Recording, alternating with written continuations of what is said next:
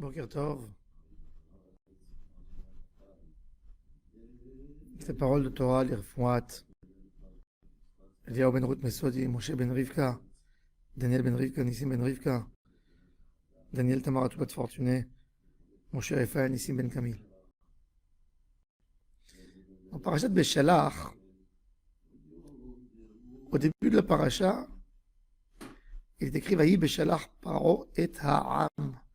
On emploie le thème Ha'am. Et après, il est écrit sur les enfants d'Israël, où venez Yisraël Yotzim Biadrama. Il n'est pas écrit Ve'a'am. Quelle est la différence de Am et de Bnei Israël? On voit aussi Vayihapech levav paro velevav avadav el ha'am. Mazot asinu.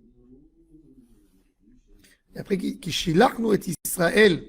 Mais il commence par Aram et il termine par Israël. Alors je vais donner une règle générale. Il est écrit dans le Sefer Or Zarua, un des grands tzadikim qui a expliqué que Am, c'est quand le niveau de l'homme est très bas, qui n'a pas une résistance de lui-même, qu'il n'a aucune idée, et il est attiré par les autres. Ça vient de la racine des braises éteintes. Quand on dit des braises, les braises gihalim omemot. C'est quoi les braises? Les braises, toute la force des braises, c'est leur unité, c'est que chaque braise reçoit de la chaleur de l'autre braise qui est à côté d'elle. Si par exemple on va prendre des braises et on va les séparer, on ne va pas les mettre ensemble, chaque braise va refroidir, elle n'aura plus de capacité de chauffer. Quand quelqu'un il n'a pas de personnalité, et la seule chose qui l'intéresse, c'est qu'est-ce que les autres disent, ça c'est Am, ça c'est un peuple. Ça c'est le peuple, la notion du peuple. Le peuple c'est quelqu'un, il se prend pas la tête. Il dit, je laisse les autres penser pour moi. Si tout le monde fait ça, moi aussi je fais. Paro avait une grande école pour influencer le peuple. De la propagande. Il faut savoir que la faiblesse de ce qui s'appelle le peuple, il y a des individus qui connaissent cette faiblesse. Toutes les écoles de publicité travaillent sur cette base. Comment donner une image au public? L'idée de la publicité, c'est qu'ils connaissent à la base que les gens, sur 90% des gens qui vivent dans le monde n'ont pas une vraie opinion sur quelque chose. Et donc, s'ils n'ont pas une opinion, je peux leur vendre ce que je suis intéressé à leur vendre et à leur donner une opinion. De là vient tout le métier de la publicité. Si chacun avait son opinion, chacun avait son émet, ils auraient pu fermer toutes les écoles de la publicité et du conseil et de la stratégie et même de la politique. Et donc, puisqu'on sait qu'il y a tellement de personnes que la seule chose qui les intéresse, c'est ce que font les autres, ce que pensent les autres, ce que disent les autres, ben, tant qu'à faire, c'est d'essayer de s'installer sur cette idée qui va s'incruster dans le cœur de tout le monde. Paro était très fort dans ce point de vue-là.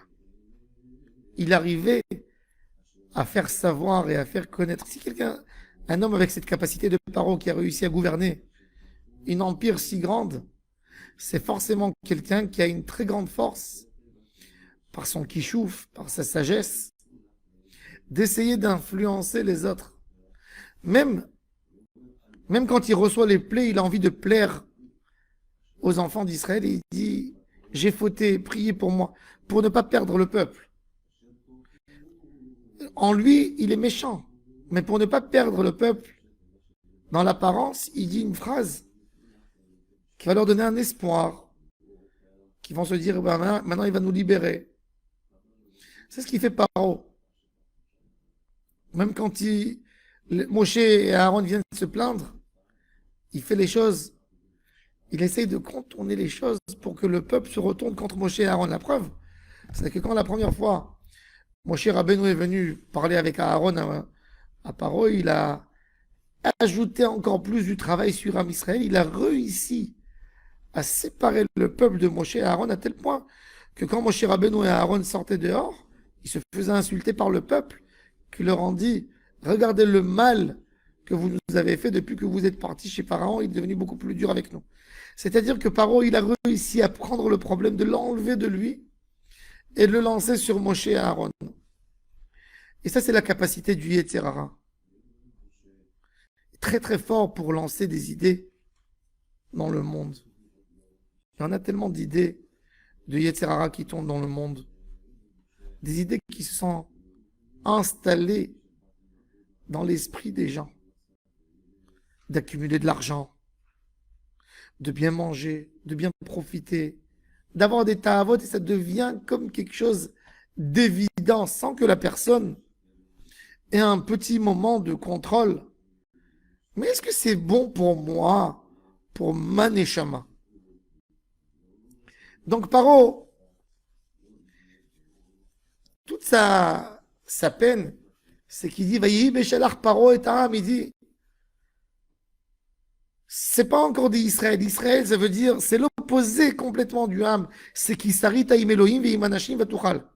Yaakov Avinu était prêt dans l'idée d'aller se battre même avec un ange. Se battre avec un ange, c'est d'essayer d'examiner tes forces. Est-ce que je suis capable de me battre? On me dit toujours qu'un ange, c'est très fort. Parce que nous, les hommes, on est tellement loin des anges.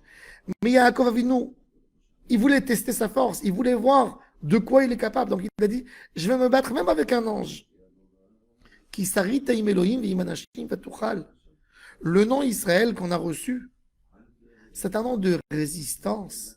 C'est un nom de quelqu'un qui veut penser à tout, qui veut lutter contre toute idée, qui veut examiner chaque idée, même si on lui dit, on essaye de le faire peur, on lui essaye de lui faire des menaces, de lui dire, c'est pas pour toi, c'est trop fort, c'est plus que toi, tout le monde pense comme ça. Et il dit non, qui s'arrête, je vais lutter contre cette pensée, je vais lutter contre cette idée. Qui s'arrête à Elohim et Imanashim Vatuchal. Et ça, c'est ce qui nous fait la différence entre Kibara Ha'am, où on est des Béné Israël. Béné Israël Yotzim Be'adrama, c'est que la volonté de Ham Israël était de se détacher complètement de la Avodah Zara de Mitzrayim. C'était difficile, il y avait des épreuves, il y avait des échecs, mais l'idée générale de Ham Israël, le Dordéa, le Dor qui est parti dans le désert, c'était de militer contre cette idée. C'était de se séparer du matérialisme, de se rapprocher à Hachem. Ça, c'est l'idéal. Un idéaliste, c'est quelqu'un qui n'est pas soumis à l'idée générale du monde. Une idée générale qui demande un confort, qui demande un bien-être. Ça, c'est Israël. Donc, nous, on a envie de s'appeler Béné Israël, les enfants d'Israël, qui a lutté, qui n'a pas eu peur de poser des questions. Paro, il se dit, tant qu'ils sont âmes, je pourrais les ramener en Égypte. Je vais aller derrière eux, je vais leur semer une peur.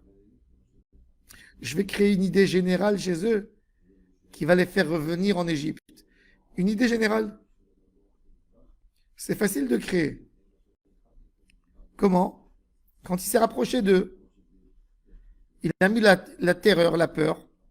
Donc les gens ont fait référence à quoi? À la force de Pharaon. Donc ils sont retournés vers Moshe Rabbeinu. Ils ont dit, est-ce qu'il manque des tombes en Égypte que tu nous as amenées pour mourir ici devant la mer Rouge? On t'a dit en Égypte, laisse-nous tranquilles. Qu'est-ce que tu es en train de nous faire? Ils étaient à un pas de revenir en arrière et de dire à Paro, drapeau blanc, on est soumis, on retourne en Égypte. Et ils auraient perdu même les conditions de victoire et de liberté qu'ils ont obtenues pendant le moment des 10 plaies que Paro a lâché l'emprise qu'il avait sur eux. Même ça, ils auraient perdu. Et c'est exactement ça la stratégie de Paro. Ne les laisse pas penser. Ne les laisse pas penser qu'ils ont Dieu qui va les aider, qu'ils ont Hachem qui va les aider, qui va les couver, qui va les garder, qui va les sauver. C'est du ham, c'est des braises. Si j'arrive à les séparer un de l'autre, je les refroidis tout de suite. Ça, c'est ham. Et Akadosh Baruch Hu et Moshe Rabbeinu alav shalom ont tout fait pour faire de ces enfants des béné Israël, des militants, d'avoir une force, de résister contre le Olam Hazé, contre les mensonges que le monde nous raconte, contre ces mensonges qui nous perturbent une vie entière, qu'un homme peut passer une vie dans ce monde en étant âme. Âme, c'est une perte de temps. C'est une vie qui est basée que sur les autres, qui n'a aucune notion d'approfondir, de comprendre son rôle, de comprendre c'est quoi âme, c'est goût-là, et de perdre tout, en fin de compte.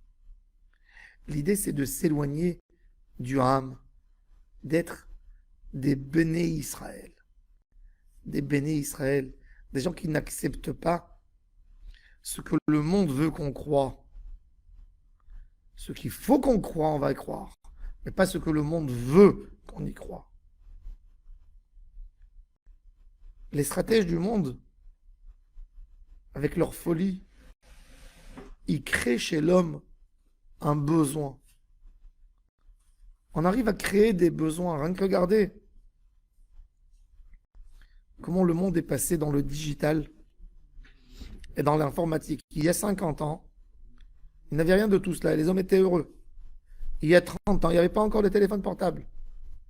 Maintenant, un homme ne peut pas s'en passer de son téléphone portable dans sa main, chaque moment, à chaque instant.